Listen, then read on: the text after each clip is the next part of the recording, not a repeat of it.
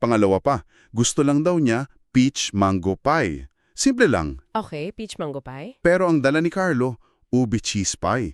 Ang dahilan daw, sold out na yung peach mango. Oh, okay, sold out. Pero, Pero yun nga eh. Instead na magtanong si Carlo, uy, sold out yung peach mango, ano pa bang gusto mo? Or okay lang ba ube cheese? Hindi. Nag-assume na lang siya, dinala niya yung ube cheese. Dito na pumapasok yung yung hindi pag-validate. Hindi pagtatanang, assumption na lang. Kumbaga, dineside na niya para sa partner niya. Parang walang effort para alamin kung ano ba talaga ang gusto ng isa. Totoo. Parang nawalan ng boses yung nagsulat. Tapos eto na, dumating yung parang, kasukdulan. Anniversary nila. Anniversary. Special occasion dapat. Nag-post pa si Carlos sa social media, something special tonight, heart. So syempre nag-e-expect yung nagsulat, ano kaya yung sorpresa? Ano nga ba?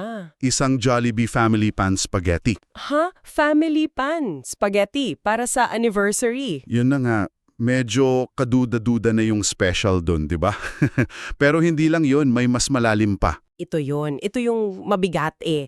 Kasi bakit? Spaghetti.